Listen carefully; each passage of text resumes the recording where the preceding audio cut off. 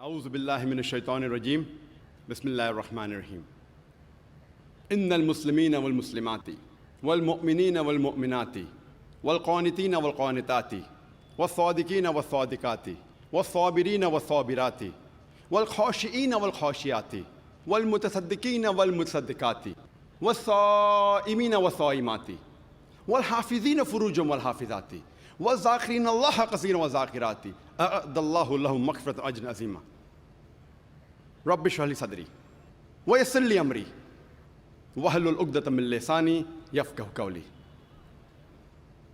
The honorable guest of honor, my respected elders, and my dear brothers and sisters, I welcome all of you with the Islamic greetings. Assalamu alaikum wa rahmatullahi wa barakatuh.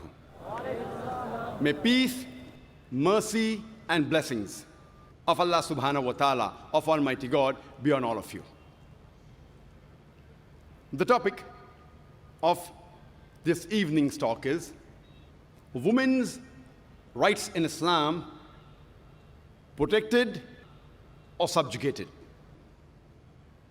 Women's rights, according to the Oxford Dictionary, are those rights that promote a position of social and legal equality of women with men. Women's rights, according to Oxford Dictionary, means rights that promote a position of social and legal equality of women with men. I'm not too much concerned about the conclusions, the modern ideas, and the categorical statements made by scientists and unexperienced armchair experts as how a life should be led by a woman. I'm going to base my conclusions on experience which has been proven by facts. Because experience and holistic truth is the sure test between the gold of truth and the glitter of theory. We have to check our intellect, because many a time our mind can go astray. Indeed, there was a time when the great minds of that day, they thought that the world was flat. If we agree with how the Western media portrays the women's rights in Islam, we have no option but to agree that the women's rights in Islam, they are subjugated and they are not protected. The Western talk of women's liberalization is nothing but a disguised form of exploitation of a body, of deprivation of honor, and degradation of a soul. The Western society, claiming to uplift the woman, have actually degraded her to a status of concubines, mistresses, and society butterflies, which are employed as mere tools in the hands of sex marketers and pleasure seekers, which are hidden behind the colorful screen of art and culture. Islam gave women their due rights 1400 years ago. In the Yawm al-Jahiliyyah, it was known as the days of ignorance. Islam gave women their due rights. If we go back into history and analyze, when we read the history of Babylonian civilization, at that time, if a man committed murder, instead of him being punished, his wife was put to death. When we read the history of the Greek civilization,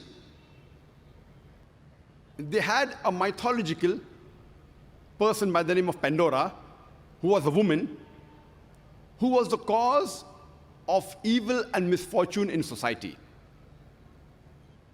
In the Greek civilization, the women were used for sex and pleasure. When we read the history of Roman civilization, when the Roman civilization reached its peak, a man was permitted to even kill his wife. Women were used for sex and pleasure. Nudity and promiscuity was common.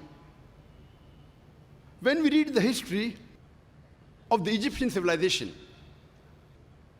they considered the woman as a sign of the devil.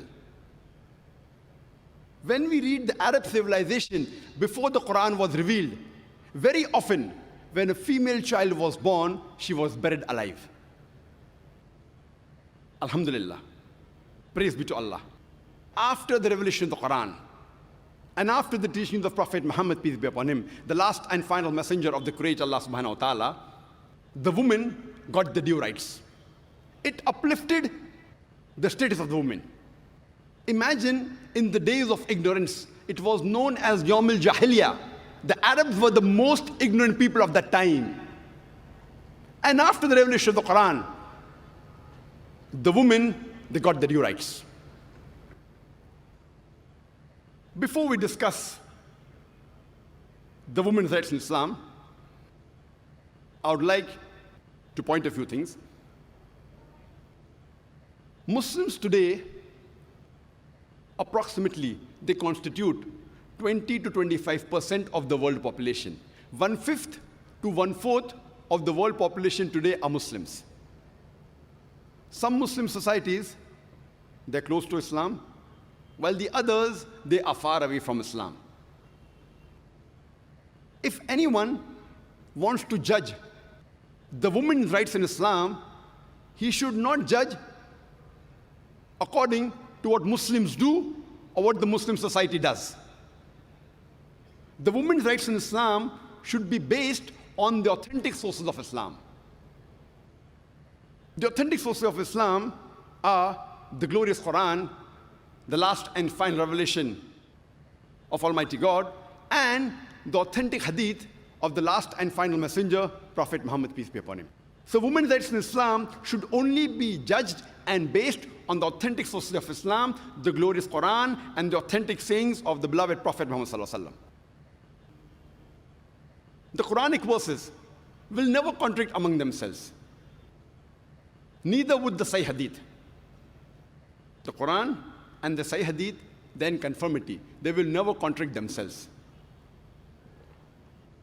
Yet we find that there are Muslim scholars, they have difference of opinion in many aspects of the woman. The main reason is that these scholars, they quote one particular verse of the Quran and neglect all the other verses of the Quran. The Quran should be read as a whole. And if we read the Quran as a whole, most of these differences will be solved. It's the duty of every true Muslim, whether man or woman, to seek the pleasure of Allah subhanahu wa ta'ala, Almighty God. The main aim should not be to get famous or to satisfy one's own ego. The main aim of every Muslim, whether man or woman, is to seek the pleasure of Allah subhanahu wa ta'ala. Men and women in Islam, they are equal. But equality does not mean identicality. They're equal, but they are not identical. Depending upon the biological makeup of the man and woman, there are differences. Depending upon the biological makeup of the man and woman, depending upon the physiological makeup, depending upon the psychological makeup, depending upon the physical makeup, Almighty God, Allah subhanahu wa ta'ala, has given different roles for men and women. Many a time, they're exactly the same, they're identical. And sometimes they differ depending upon the biological background, the physiological background, the psychological background, the physical background. He is our creator. He knows what is best for us. I have divided my talk, the women's rights in Islam, into 6 broad headings. The spiritual rights of the women in Islam, the economic rights of the women in Islam, the social rights of the women in Islam, the educational rights of the women in Islam, the legal rights of the women in Islam, and the political rights of the women in Islam.